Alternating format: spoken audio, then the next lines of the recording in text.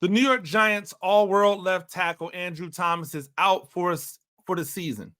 It's unfortunate news. Nobody wants to see it. But just like everyone else has been out, it is the next man up. Is this the time for Evan Neal? I'm Coach Gene Clemens, and I have a giant issue. 3, 2, 1. Ladies and gentlemen, welcome to another edition of A Giant Issue. I'm Coach Gene Clemens. New York Giants on SI. That's where all of you can go and get the New York Giants news and information that you need on a regular basis. Go hear all about the AT injury and what it means for this team and what we have to hope for. Go check it out all there. Also, come on over to the New York Giants on the SI YouTube channel on a regular basis by hitting that subscribe button and making sure you never miss any of the content that we're bringing out here. Also, if you're joining me on Spotify, if you're joining me on Apple Podcasts, we appreciate it. Keep running them numbers up. It's always love out here. It wasn't love. It wasn't love when I heard the Andrew Thomas news. And now hearing the Andrew Thomas news, it makes me wonder how long he's been dealing with this injury. Right? I don't care what's been officially reported. I don't care what anyone says. It makes me wonder now because now things start to make sense, right? They start to make more sense. Last week versus the Bengals, he didn't look as agile as I've seen him look. It's very rare to see Andrew Thomas get beat with a speed rush. Andrew Thomas got beat with a speed rush. Andrew Thomas got beat with an inside move. These are just things that we haven't seen Andrew Thomas give up in a very long time. And it should have keyed something to me then to go, well, maybe he's hurt. Except I had seen other weeks where he hadn't looked as nimble. He hasn't looked as spry. He hasn't looked as powerful, right? And that's the bigger thing. He hasn't looked as powerful, especially in the run game. And now knowing that he had this foot injury, well, it makes a lot of sense. Hard to be explosive and powerful if you can't push off your foot the way you want to, right? If that foot is just kind of bracing you and you're not using the ability to launch off the foot as a weapon, then that's probably why it felt the way it felt or it looked the way it looked.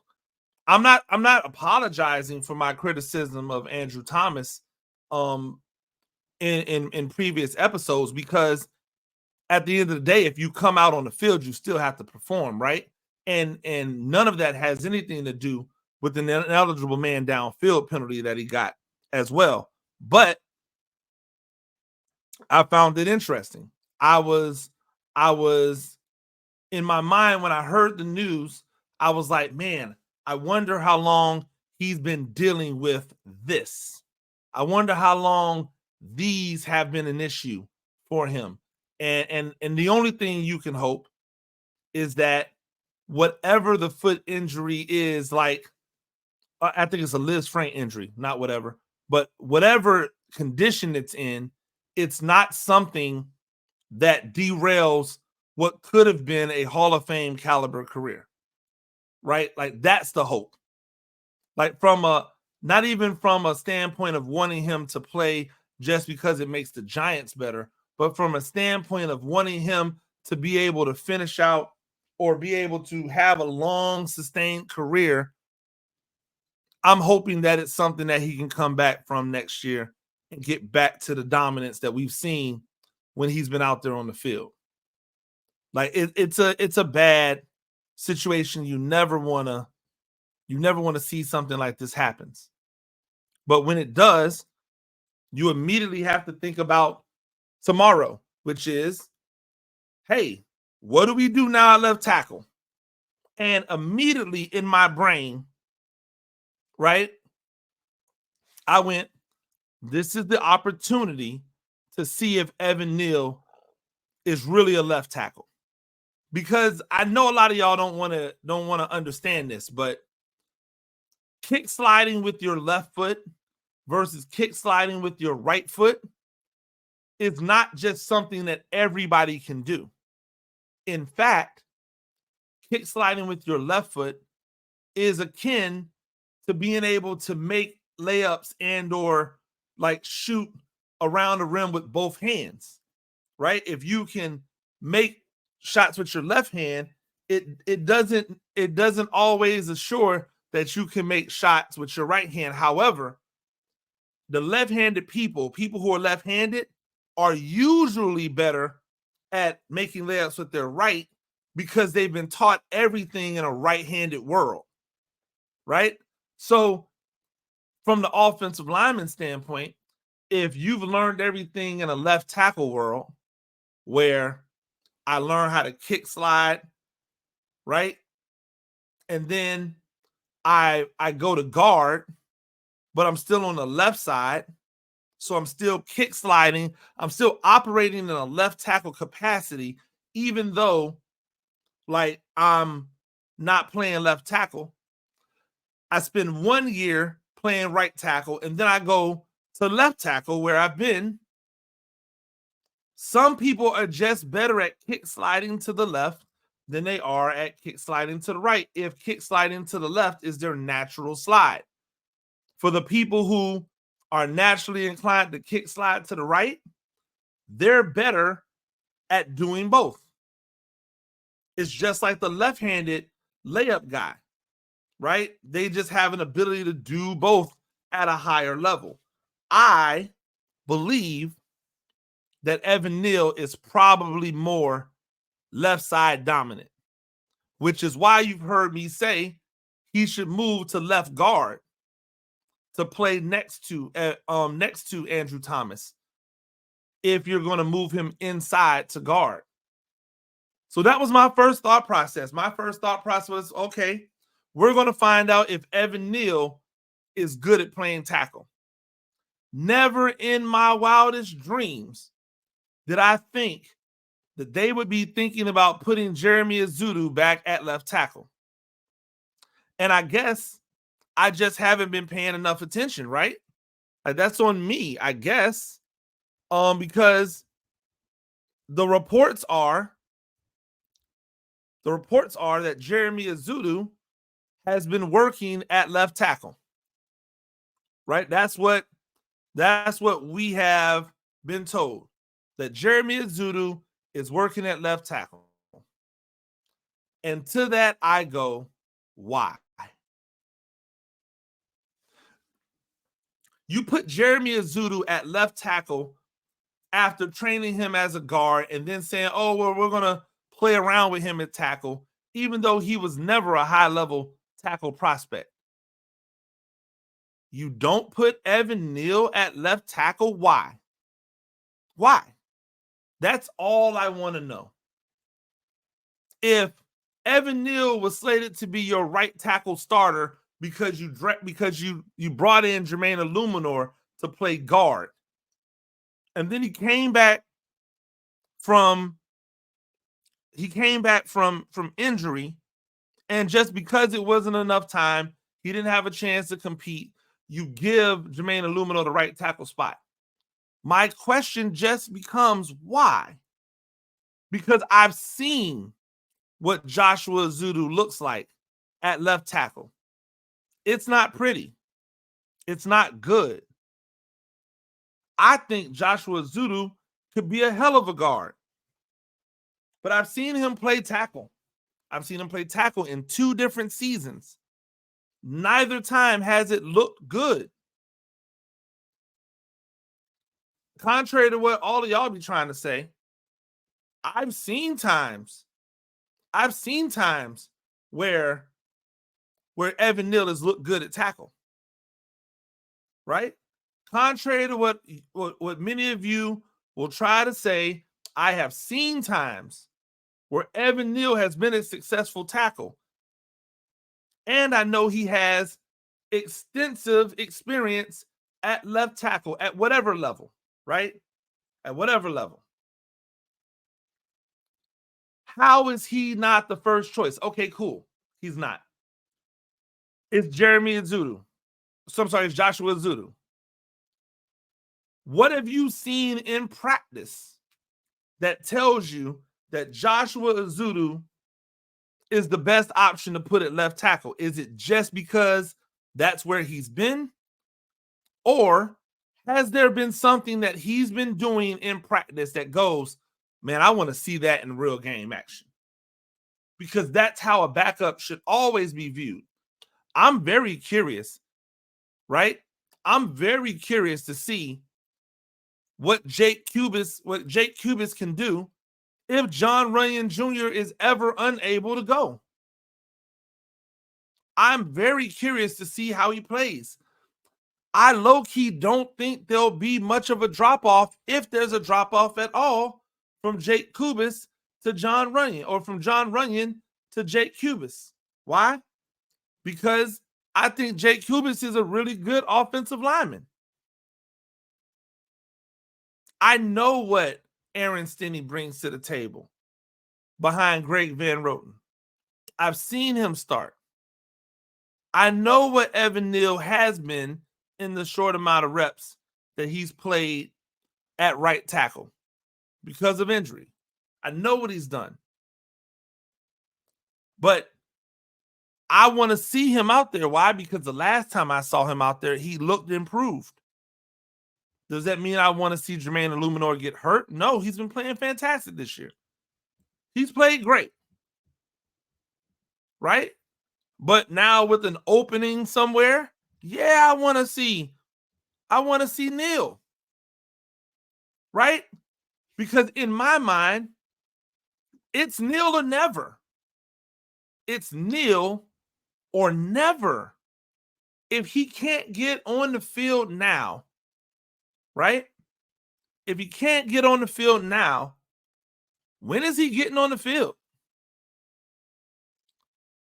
When is that going to happen? If he can't get if he can't get on the field now in a season where you have to keep Daniel Jones healthy because he has his injury clause, but they're desperately trying to make sure doesn't kick in, right?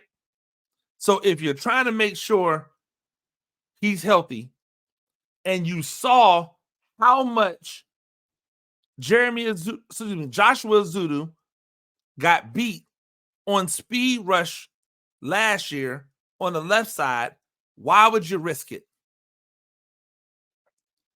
Unless you've seen something drastically better than what you've seen before.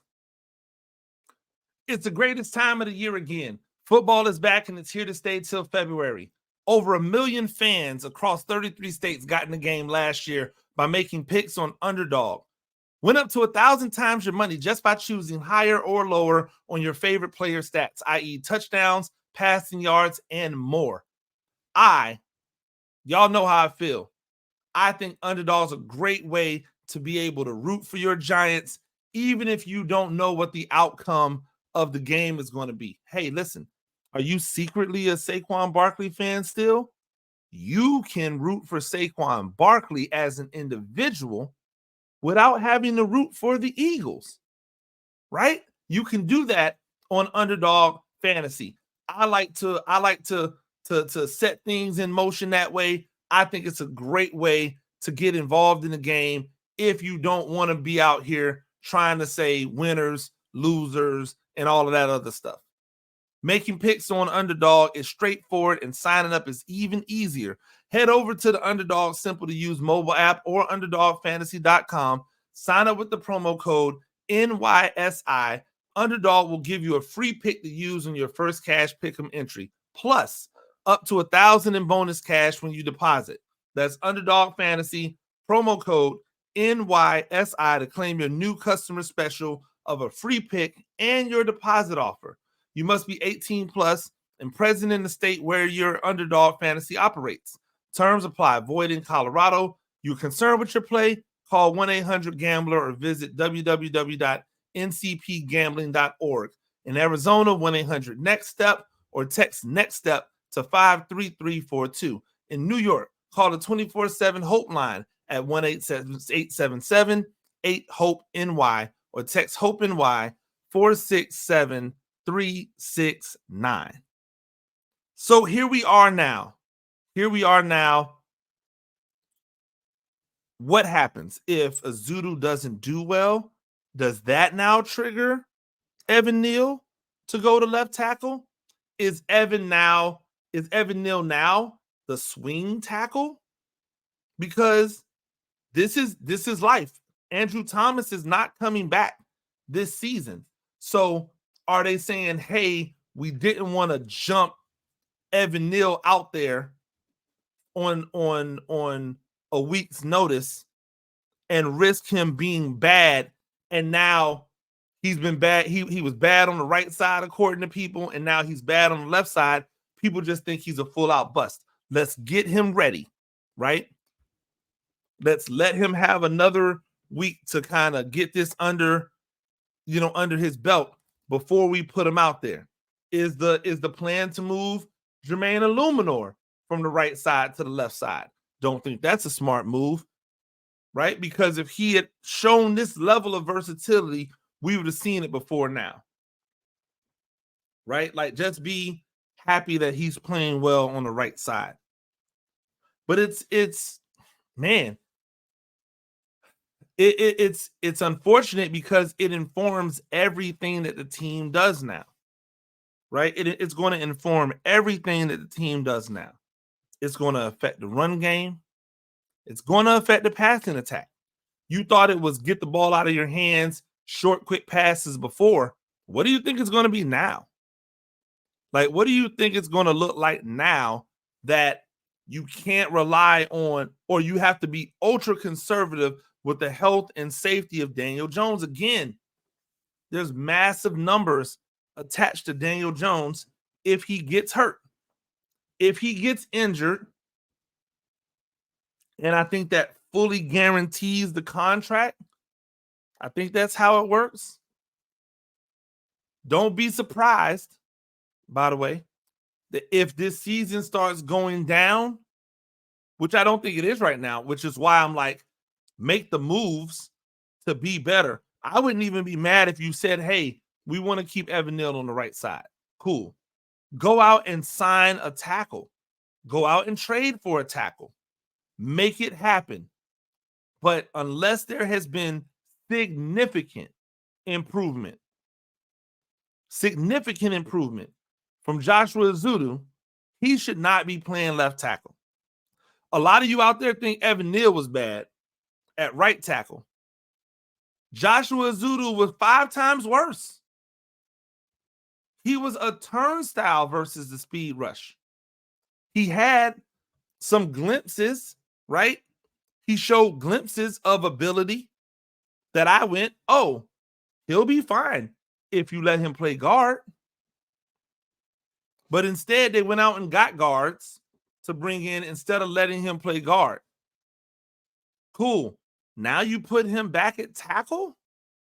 I hope, because I don't have a beef with Joshua Ezeudu. I hope he has improved.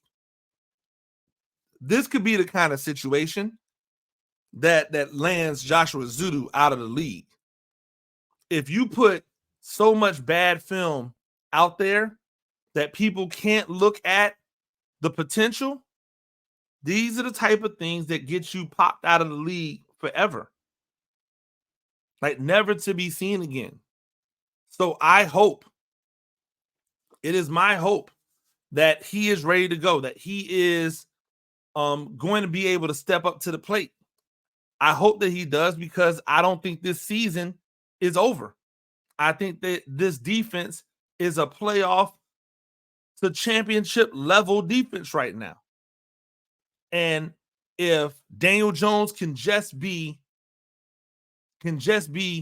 decent, this team can win 9-10 games. I believe that. I don't believe that because it just be good. I'm not just out here talking. Like, I'm not speaking from fandom. I'm speaking from what I've seen. That defense, especially if they can keep people healthy, right? That defense has been playing championship caliber defense. They are averaging numbers that you should win games if you're getting from your defense. So if this offense, which by the way should be more dynamic when they finally get Malik Neighbors back, because now they would have realized, oh, we forgot about Darius Slayton. Let's keep Darius Slayton in the fold, right? And now Slayton is playing those positions that Jalen Hyatt has been playing, but you know he can run underneath routes. You know he can run the intermediate routes, and you know he's still the best deep ball guy on the team. Now you put that next to Neighbors. You put that next to Wan'Dale Robinson. Even Theo Johnson has had an uptick in performance.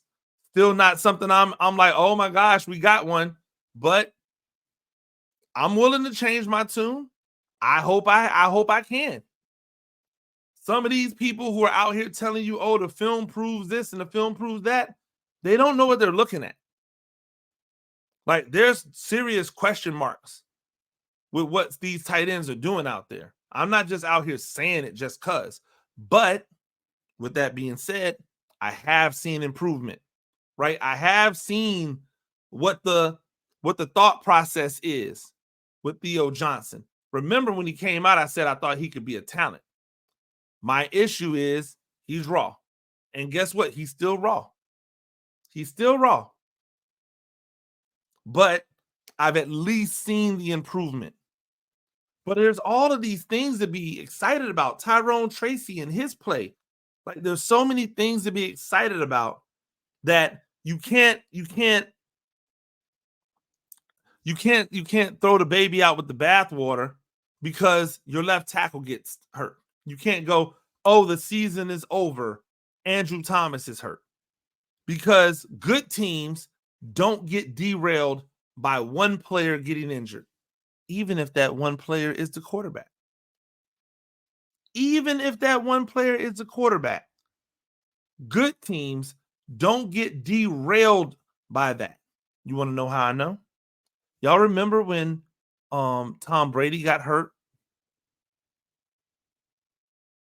Tom Brady missed that season, got hit low, messed up his knee. The same thing that happened to Carson Palmer. They changed the rule about being able to hit quarterbacks low because of it. Did the Patriots have like a top 10 draft pick the next year because they were so bad? No. The backups came in and handled the job. Remember when Tom Brady was suspended for 4 games and they had to bring in backups? It wasn't an 0-4 start. Why? Because they made sure whomever the backup was, they were able to keep the wheels moving in the right direction. And it's the same thing now. Good teams have backups in place that can keep the progress moving forward. Are they as good as the starter? No, because if they were, they wouldn't be a backup. At least they wouldn't be a backup on that team. But are they good enough to keep the progress moving forward? Absolutely. And in this case, the Giants should hopefully have a left tackle that can keep the progress moving. And that's what makes me so squeamish about Ezeudu. Like, y'all don't really hear me out here just bagging on people like hardcore. I was really concerned with how Joshua Ezeudu played.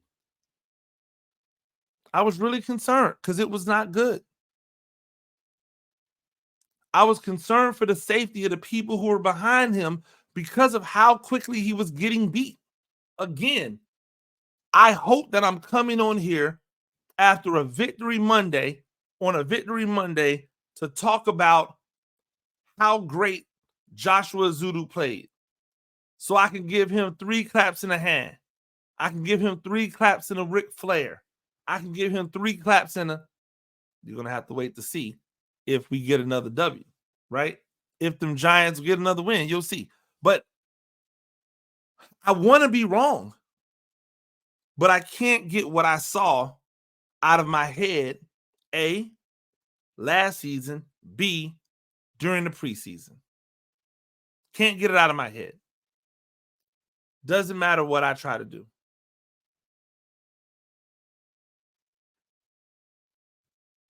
Doesn't matter what I try to do.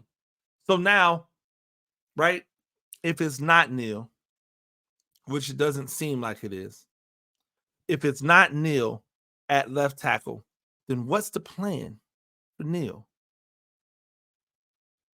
Is it really just, hey, just have him sit this season out? Is it really just waste a year of him? Right? Because you got to pick up the option after year 3. Do they just blindly pick up the option and go, hey, we're doing this because we really and truly believe that by year 5, he's going to be that man? And if the answer is yes, then fantastic. I'm with it. I'm with it. But if you're leaving with doubt and you haven't even given yourself the opportunity to see if it can be something, then what are we doing here? Where they do that at? Why they do that? None of that makes any sense. So I hope that the Giants know what they're doing. I hope this isn't them waving the white flag. I hope this isn't them saying, hey, we get it. It's over for us. Because if it is, I'm going to talk about, once again, this head coach and this GM having to go. Which will be sad, because that might mean that defensive coordinator, who I'm coming around on, might have to go with him. But if they go into these games and the left tackle is what the left tackle was last year when Andrew Thomas was out, and they don't do anything to address it, I don't even mean be successful. Just do something to address it. They got to go. They got to go. I'm willing to wait and see, because I believe that players can get better. I believe that players can improve. So I'm willing to wait and see. But man, if it ain't good, whoo, buddy. Ladies and gentlemen, that's all the time I have today. Thank you for joining me. As always, New York Giants on SI. That's where you get all your New York Giants news and information. Make sure that you hit the New York Giants on SI YouTube page. Like, hit that subscribe button. We're trying to get to 2,000, and we're slow creeping, but it's a slow creep. I appreciate all the people that tune in, all the people that make this one of the most watched Giants podcasts, new Giants podcasts out there. I appreciate everybody that checks in with me, that checks in with Paul Dottino at the Big Blue Breakdown. We love it. We appreciate you. Until next time, I'm Coach Gene Clemens, and I've got a Giant issue.